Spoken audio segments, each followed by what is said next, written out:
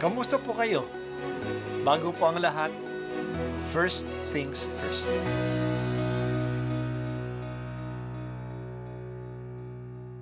Good morning po. Sinisimulan po natin ngayon ang first things first.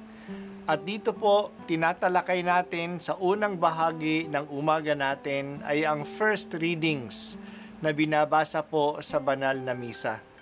Ito pong tinatalakay natin kasi madalas po kasi marami na tayong alam tungkol sa gospel readings. Pero konti po ang nagsasalita sa first readings. Pero ang first readings, bahagi din po yan ng Biblia, ng banal na kasulatan. Kaya susubaybayan po natin ang mga first readings, basahin po natin at kuminsan kailangan ng basahin ng 2 o 3 beses bago maintindihan kasi hindi po tayo familiar sa mga istorya at sa mga kaisipan na tinatalakay dito. Ang pagbasa mula sa sulat ni Apostol San Pablo sa mga taga-Roma. Mga kapatid, huwag kayong magkaroon ng sagutin kaninuman. Liban sa sagutin ninyo'y mag-ibigan, sapagkat ang umiibig sa kapwa ay nakatutupad sa kautusan. Ang mga utos gaya ng huwag kang mangangalunya, huwag kang papatay, huwag kang magnanakaw, huwag kang mag-iimbot, at ang alinmang utos na tulad ng mga ito ay nabubuo sa ganitong pangungusap. Ibigin mo ang iyong kapwa gaya ng iyong sarili. Ang umiibig ay hindi gumagawa ng masama kaninuman, kaya't ang pag-ibig ang kabuuan ng kautusan. Ang salita ng Diyos. Salamat sa Diyos. Huwag po tayong magkaroon ng utang kaninuman, maliban sa utang na magmahalan tayo. Ang pagmamahal ay isang obligasyon. Marami ang nabibigla sa pangungusap na ito. Sabi ng marami, hindi. Ang pag-ibig ay hindi obligasyon. Hindi inuutusan ang pag-ibig. Ito'y dapat kusang ginagawa.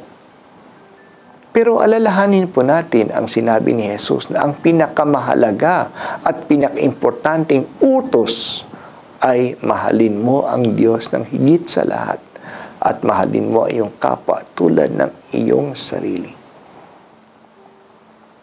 Sinabi pa ni Jesus na mahalin mo ang iyong kaaway. Ang utos sa atin ay umibig. Kung ito ay utos sa atin, may obligasyon tayong sundin ito. Kasi utos ito. Kaya may utos sa atin na magmahal. Kung hindi natin ito gagawin, may pagkukulang tayo at tayo ang mapapasama kung hindi tayo magmahal. Hindi ba? Hindi tayo napapatahimik kung hindi natin minamahal ang ating nanay. Kung napapabayaan natin ang ating anak. Kung gumagawa tayo ng masama o sinungaling sa iba. Isang sagutin ang pagmamahal. Kapag ginawa natin ang saguting ito, ang obligasyong ito, tayo mismo ang napapabuti. Nagiging maluwag ang loob natin at sumasaya tayo kapag tayo ay nagmamahal. Hindi lang obligasyon ang magmahal. Ang pag-ibig ang katuparan ng lahat ng mga batas.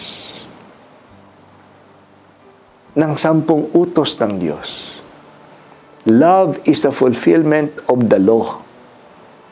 Ang lahat ng batas ay natutupad natin kung tayo ay nagmamahal. Kung nagmamahal tayo, hindi tayo mandaraya. Hindi tayo magnanakaw kung nagmamahal tayo. Kaya hindi natin matanggap na umayos ang buhay natin dahil nadaya natin ang iba. Hindi tayo nangangalunya kung nagmamahal tayo kasi hindi natin pinagsasamantala ng iba sa pangalan ng pag-ibig. Kaya kung tayo ay nagmamahal, tinutupad natin ang lahat ng mga batas. Hindi natin ito sinusuway. Maaari din natin itong tingnan sa kabilang anggulo. Ang mga batas ay mga paraan upang umibig. kapag tinutupad natin ang mga batas, lalong-lalo ang 10 utos, umiibig tayo. Hindi tayo pumapatay kasi umiibig tayo. Hindi tayo magiging mapagmahal kung pumapatay tayo. Hindi talaga natin mahal ang ating anak kung hinihikayat natin siyang magpalaglag o pumatay ng kanyang sariling anak. Hindi totoong nagmamahal tayo kung tayo ay nangangalunya o gumagawa ng mahalay. Hindi natin minamahal ang hinahalay natin. Pinagsasamantala natin siya. Kaya ang mga 10 utos ng Diyos ay mga paraan kung paano tayo tunay na magmahal. O Diyos, gusto kong mahalin kang tunay. Tulungan lang pong masundan ang kagustuhan mo. Tupdin ang mga utos mo upang maging tunay ang pag-ibig ko sa iyo. Ito po ang unang pagbasa at ako po ay si Bishop Broderick Pabilio dito sa First Things First.